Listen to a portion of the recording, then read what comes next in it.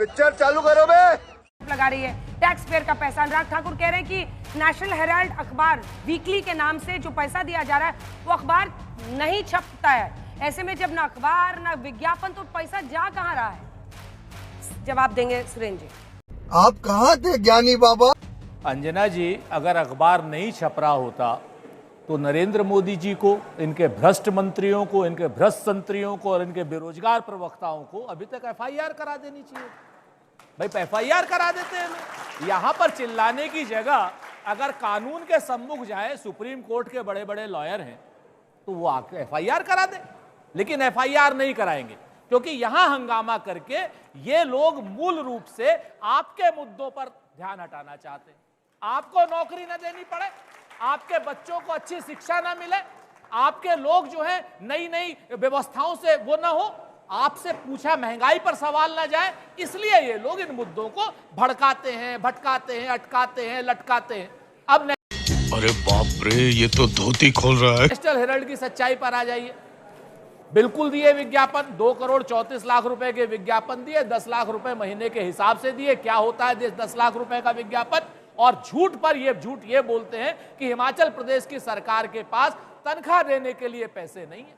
अगर तनख्वाह देने के लिए पैसे नहीं है तो वहां पर एक कर्मचारी को 1 महीना या 10 दिन भी तनख्वाह लेट हुई हो तो बतावें ये लोग। नंबर 1, सबको समय से तनख्वाह मिल रही है क्योंकि हम सच बोलते हैं। अब 5 स्टार होटलों के मालिक यानी अडानी के लिए ये लोग चाहते हैं कि अडानी के होटल पर टैक्स ना लगाया जाए।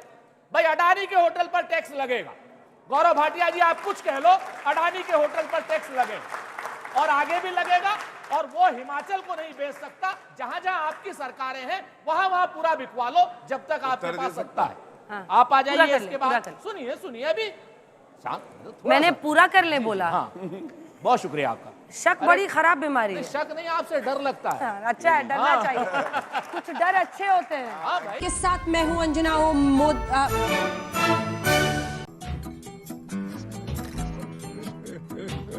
डर लगे चोरों को तो अच्छा। अब आप इस पे आ जाइए। अब सुनिए भाजपा की सच्चाई। हमसे कह रहे हैं कि हिमाचल वाला, हम तो कहते हैं भाई नेशनल हेराल्ड हमारा है, आजादी का मतवाला अखबार है, इसको हम जिंदा रखने की कोशिश कर रहे हैं। लेकिन ये लोग क्या करते हैं? महाराष्ट्र की सरकार का विज्ञापन जो एक मराठी अखबार में छपना चाहिए वो उत्तर प्रदेश के ऐसे अखबार में छपता है जिसको ना कोई पढ़ता है ना कोई सुनता है। नाम नहीं लेंगे अखबार का क्योंकि आपके यहां दिक्कत हो जाएगी। एक नहीं, 11 जगहों पर 11 अखबारों पर महाराष्ट्र का विज्ञापन छपता है, छत्तीसगढ़ का विज्ञापन छपता है, मध्य प्रदेश का विज्ञापन छपता है जाकर के जम्मू कश्मीर में, और जम्मू कश्मीर के ऐसे अखबारों में छपता है जहां कोई उनको पढ़ता नहीं। तो मध्य प्रदेश का विज्ञापन इनका छपे, राजस्थान की सरकार का विज्ञापन इनका जम्मू कश्मीर में छपे, केरल में छपे, तमिलनाडु में छपे, वहां इनको कोई आपत्ति नहीं है।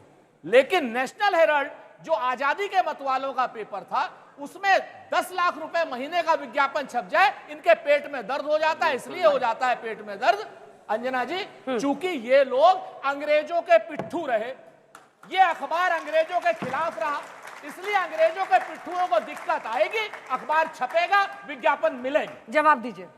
गजब बेइज्जती है। जल्दी से इसका एक जवाब, बाकी दोनों अब इंतजार करें, उसके बाद आप लोग थोड़ी देर पानी पीजिएगा।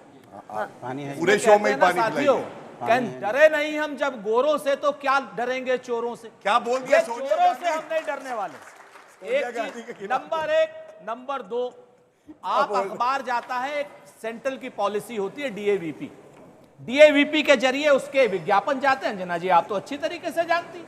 अगर डीएवीपी नेशनल हेराल्ड की नहीं है तो ये लोग एफआईआर करा सकते हैं। अब कह रहे हैं स्टेट सब्जेक्ट है एफआईआर, कोर्ट में। मैं आपके बीच में एक क्लैरिफिकेशन सर दे दीजिए। एक साइड अखबार आप लोग छापते नहीं छापते ये पता, बस इतना बता दीजिए। अखबार अगर नहीं छाप रहे होते ना अंजना जी तो अभी तक जेल के पीछे आप लोगों ने करा दिया होता। आप लोगों ने? हाँ, अच्छा, इन लोगों ने? हाँ, बिल्कुल। आप लोगों ने? आप समझ लीजिए इस बात को। अखबार छप रहा है, वीकली छप रहा है, और गौरव भाटिया इतने हल्के हो गए हैं कि अब जरा सा हम बोलने लगे, क्योंकि इनकी जब हम गोरों से नहीं डरे तो चोरों से कैसे करें?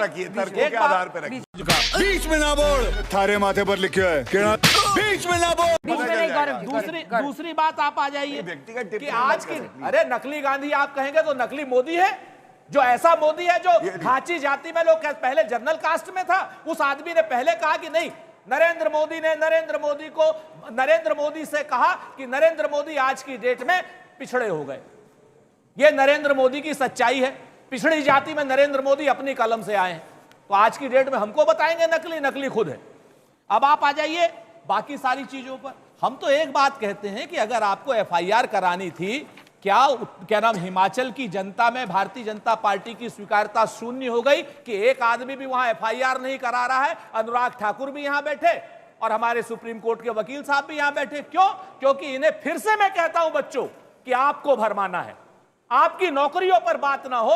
अगर इस अखबार में एक नए पैसे की भी गलती होती तो आज की डेट में हम सब लोगों को जेल में होते, हम यहां नहीं होते।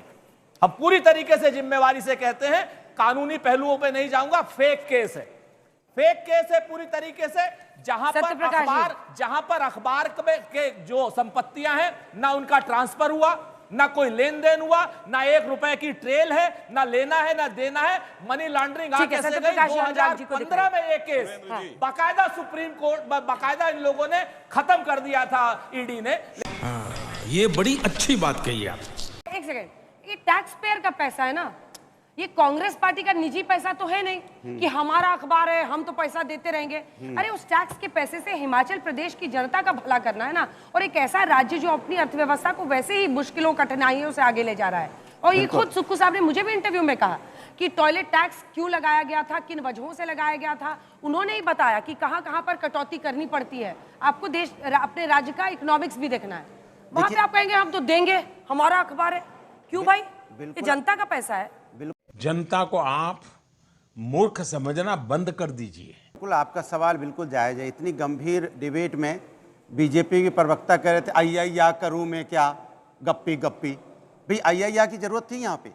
यहाँ आपको जवाब देना था तो अय्या कर रहे थे। आप सोचो, ये भारतीय जनता पार्टी के प्रवक्ता का जवाब होता है। आप दोहरा क्यों रहे? आपको इतना याद दिला रहा हूँ, आपको इतना अच्छा लगा कि आप दोहरा रहे हैं? याद दिला रहा हूँ कि ये डिबेट में आए हैं अय्या करने। अब सवाल ये है, आपने जो पूछा टैक्स पेयर का पैसा, मैं इनसे पूछना चाहता हूं, भारतीय जनता पार्टी तो बड़े बड़े लोगों पे भ्रष्टाचार का आरोप लगाया था।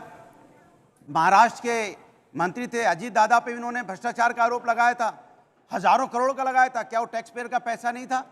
आरोप लगा के आपने फिर उनको मंत्री बना दिया। इसी तरह असम में चले जाइए, आपने आरोप लगाया था, हजारों करोड़ का आरोप लगाया था, फिर उनके बाद उनको भी आपने मंत्री बना दिया।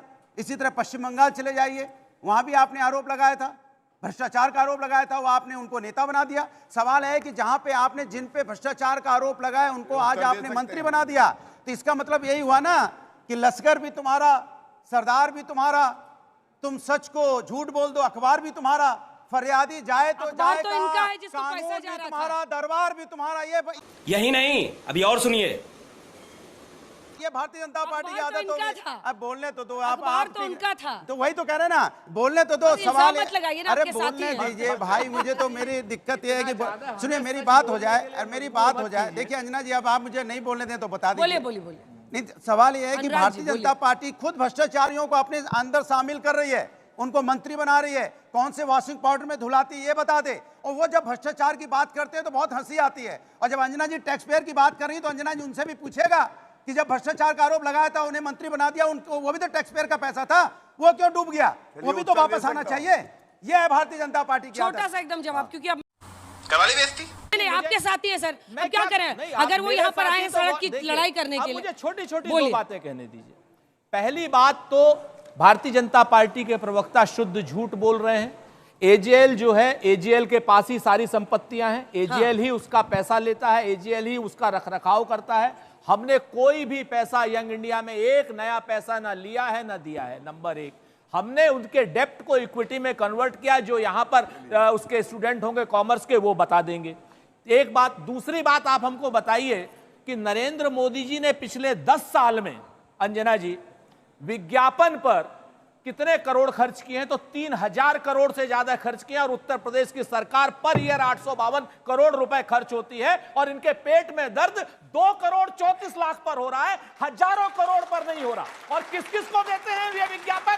जितनी भारतीय जनता पार्टी की सरकारें हैं, लिस्ट निकाल लीजिए, आपको पता चल जाएगा। पहले 5 नाम छोड़ दीजिए जिनको दुनिया जानती है, आप जैसे लोग हैं, लेकिन 10 नाम के नीचे ऐसा कोई एक अखबार नहीं है जिसको कोई जानता हो, जो पढ़ा जाता है या नहीं पढ़ा जाता है, छपता है या नहीं छपता है। ऐसे लोगों को आरोप देने वाले बेईमान और भ्रष्ट लोग आज हमारे उसमें बात कर रहे हैं। एक बात और आप दिखाएंगे, आप ये करेंगे, आप वो करेंगे, ये करेंगे, वो करेंगे। आखिरी बात मैं कह देता हूं 30 सेकंड में। एक फैशन हो गया है आज की डेट में, आपकी हैसियत कुछ नहीं है लेकिन देश के बड़े नेताओं के बारे में उल्टी सीधी बातें करेंगे। अखिलेश यादव के जो कृपा पात्री रहे एक समय पर, वो शख्स जो है आज की डेट में टोटी की बात कर रहा है।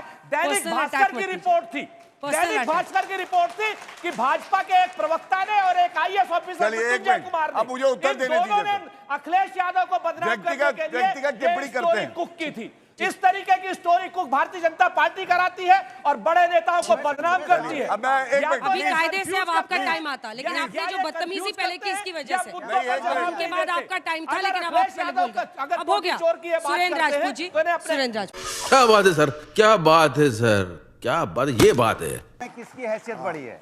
इन्होंने क्या बोला? इन्होंने बोला कि हमने बचाया, और चांदी की चम्मच में पैदा नहीं हुए, शायद इनको पता नहीं है। मेरा नाम मैं है, बात कर रहा हूँ, सुन लो। बोलो। आपके बीच में अरे सुन क्या लो, बीच में बिल्कुल बोले, बिल्कुल बोले। सुनने का हिम्मत रखो। क्या हिम्मत रखें? इनके पिताजी लॉयर थे। अच्छा, वरिष्ठ अधिवक्ता अपने पिताजी की वजह से बोला क्या? बोल रहे हैं आप? वरिष्ठ अधिवक्ता अपने पिताजी की वजह से बोला। लॉयर थे, सुप्रीम उनको कोर्ट आदरणीय नेताजी ये ने सम्मान देता है इनको। यही आदत अच्छा, है। मैं लेकिन आगे बीच में बोलता हूं, गौरव जी, कोई मतलब नहीं। गौरव जी, बोलोगे जो please। सच बोलने इनका जाओ तो मतलब पेट ही में नहीं। दर्द शुरू हो क्या? जाता है। गौरव जी, ठीक है, आप please। सुनिए, आपने बोला है बहुत I will give you a chance। हाथ उठाइए, सच्चाई हाथ बोलिए। उठाइए गौरव जी, हाथ उठाइए। इनके पिताजी आदरणीय नेताजी के साथ थे, लॉयर थे, उनको उन्होंने राज्यसभा भेजा, राज्यसभा में इनके पिताजी राज्यसभा एमपी रहे हैं। उसके बाद ये आए, इन्होंने कहा हमको भी रख लीजिए, अखिलेश जी हमको अपने साथ रख लीजिए।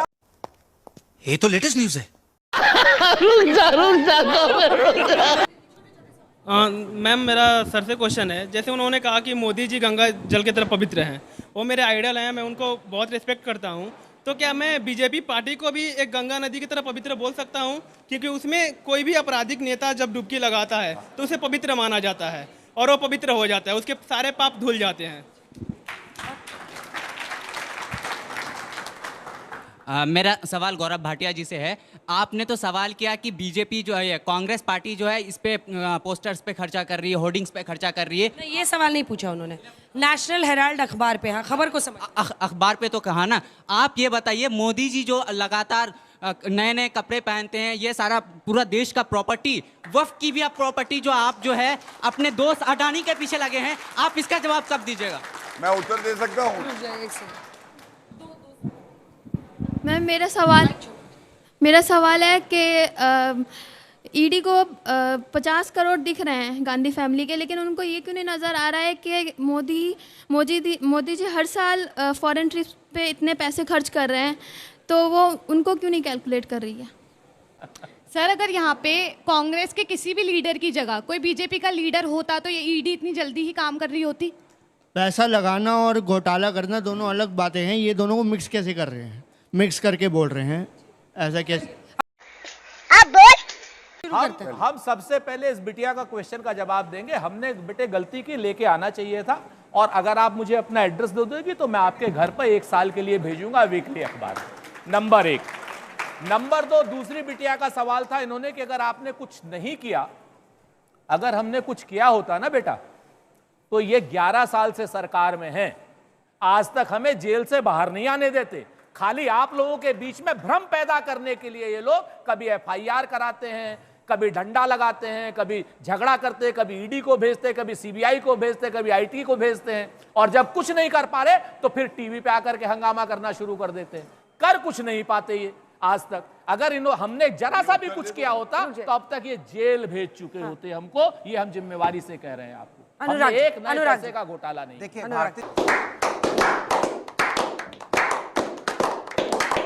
जनता पार्टी की सोच देखिए, किसी को व्यक्ति को बदनाम करने के लिए एक अखबार का सहारा लेते हैं और टोटी चोरी का एक इल्जाम लगाते हैं उस व्यक्ति पे, जो व्यक्ति देश के लिए, उत्तर प्रदेश के लिए बच्चों को लिए 12th पास बच्चों को फ्री में लैपटॉप देता है कि जिसकी जिंदगी बने, वो मेट्रो बनाता है जिससे कि लोगों की जिंदगी फास्ट हो, वो वहाँ स्टेडियम बनाता है, वो यहाँ पे एक्सप्रेस वे बनाता है, मेडिकल कॉलेज बनाता है, उस व्यक्ति को जो 100 डायल बनाता हो, पुलिस सिस्टम मजबूत हो, 1090 महिला सुरक्षा के लिए बनाता हो, उस व्यक्ति को बदनाम करने के लिए ये साजिश करते हैं अधिकारियों के साथ मिलके, पत्रकारों के साथ मिलके। सुबह सुबह जाएंगे वहां पे एक खबर बनाएंगे कि इन्होंने टोटी यहां से सरकारी आवास से चोरी हुई। इतनी गिरी हुई हरकत करने वाले लोग, ये वो लोग हैं, सोचिए हरकत गिरी हुई कैसे कर सकते हैं, जो अपने ही साथी सत्ता बदलने पे दूसरी की गोदी में जाके बैठ जाएं और वही ये कहने लग जाए बात कि इन्होंने टोटी चोरी की, तो समझ जाओ ये कितनी बड़ी साजिश होती है। ये वो लोग हैं जिसको एडवोकेट जनरल बनाया अखिलेश यादव ने, एडवोकेट जनरल बनाया था, इनको सम्मान दिया, वो व्यक्ति आज बता रहे हैं उनको टोटी चोर, तो सोचिए इनकी नियत क्या होगी, क्या नियत होगी आप सोचिए। इतना छोटा पहले कभी नहीं हुआ होगा।